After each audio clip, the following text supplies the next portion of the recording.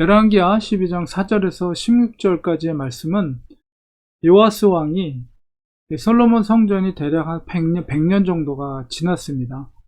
그러니까 100년 동안 건물이 지나는 동안에 여러 보수해야 될 곳들이 많이 있겠죠.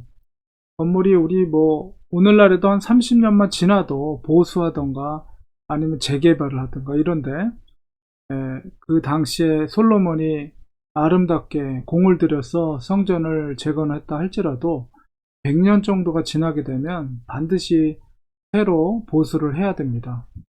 그런데 이제 그 동안에 아달랴 여왕이 섭정을 하면서 성전에 대한 충분한 그 보수 작업들을 하지 않고 오히려 이 바알의 제단의 보수 작업을 하였을 것입니다. 그래서 이 요아스 왕은 특별히 더군다나 자기가 어렸을 때부터 1살 때부터 7살 때까지 이제 보수 작업을 했던 필요로 하는 성전에서 자라왔기 때문에 성전의 모든 구석구석을 아마도 그래도 잘 알고 있었을 거예요. 그래서 누구보다도 요아스 왕은 성전의 재건을 위해서 힘쓰는 모습을 우리가 볼 수가 있습니다. 그런데 이제 문제가 생긴 게 뭐냐면, 바로 제사장을 통해서 백성들이 이렇게 제물로 바친 은에 대해서 제사장들 통해서 그것을 받아서 보수되어야 할 성전을 다시 이렇게 고쳐야 될, 수리하는데 사용하도록 명령을 했는데도 불구하고 6절에 보니까 요아스 왕 23년에, 그러니까 요아스가 7살 때 왕으로 등극했으니까 23년이면 이제 요아스 왕이 30살 때 됐을 때, 그때까지 이르도록 제사장들이 성전에 파손된 데를 수리하지 않았다는 거예요. 사실 제사장의 역할은 하나님의 성전을 관리하고 보수하고 그것을 지키고 이런 역할을 해야 되는데, 그들이 그것을 하지 않고 백성들이 제물로 바친 은을 중간에서 자기들이 그것을 가지고 하나님의 성전을 보수하는 일을 쓴 것이 아니라 자기들의 입속을 챙겼다는 것을 우리가 알 수가 있는 거죠. 심지어는 대제사장이었던 여호야다도 한통속이 돼서 하나님의 성전을 보수하지 않고 자기 입속을 챙겼다는 것을 보게 됩니다. 7절을 통해서 볼 때. 그러니까 요아스 왕은 어떻게든지 그 성전을 재건하려는데 힘을 썼는데도 이 제사장들이 그 역할들을 제대로 하지 않았다는 것. 이것은 그들이 이제 요아스 왕이 왕으로서 등극되고 23년이 지나는 동안 안정된 생활을 이 제사장들이 했다는 것을 우리가 짐작할 수가 있죠. 그렇기 때문에 그들이 자기의 직무에 대해서 최선을 다하지 않는 모습, 심지어는 대제사장 여호야다도 그 역할들을 최선을 다하지 않았다는 것이에요. 그래서 요아스 왕은 성도들이 헌물로 바치는 것에 대해서 제사장을 거치지 않고 바로 그 궤를 하나 만들어 가지고 그것을 또 성전에 오는 사람들이 공적으로 사람들이 보는 앞에서 제사장들이 중간에 거치지 않고 그 성전에 은을 바친 것에 대해서 이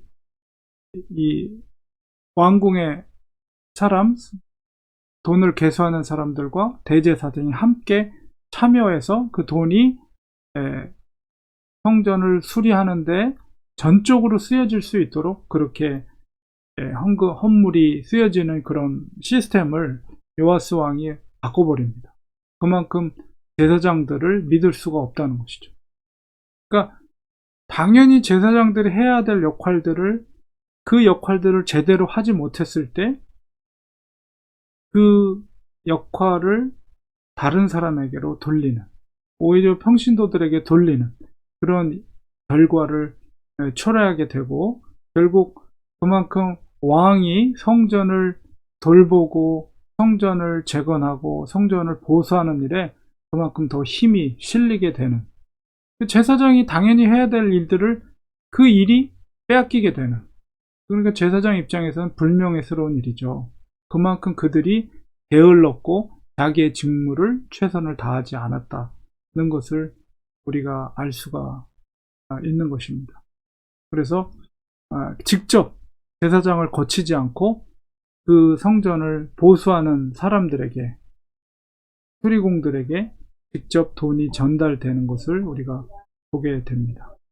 그리고 심지어는 그 성전에 드려지는 그 은을 통해서 거기에 쓰여지는 집게라든가 주발이라든가 여러 가지 도구들에 쓰이지 않게 하고 전적으로 그것을 보수하는 일에 쓰이게 되도록, 그러니까 성전을 수리하는 데만 전적으로 그 헌물들이 쓰이도록 이렇게 요아스 왕이 신경을 쓰는 것을 보게 됩니다.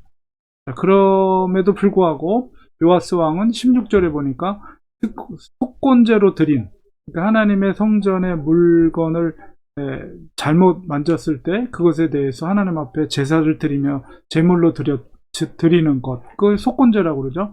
거기서 드려진, 백성들이 드린 은이라든가 속죄제, 하나님 앞에서의 범죄를 속죄하는 제사로 드려진 그 예물로서의 은, 그것은 성전에 드리지 않고 제사장에게 돌렸다. 그래서 제사장이 받아야 될 것들에 대해서는 속건제와 속죄제로 드린 제물만큼은 제사장들이 그것을 생활하는 데 도움이 될 수 있도록 이렇게 제한을 둔 것입니다. 그래서 따로 제사장들이 배를 불리게 하는 그런 것들, 불투명한 것들, 개인적으로 이렇게 받아들이는 것, 헌물을 받아들이는 그것을 금하게 했다는 것이죠. 그래서 하나님 앞에 드려지는 헌물이 투명하게 성전을 위해서 쓰여질 수 있도록 요아스 왕이 그 시스템을 바꿔버린 것을 보게 됩니다. 그것은 왜 그랬습니까?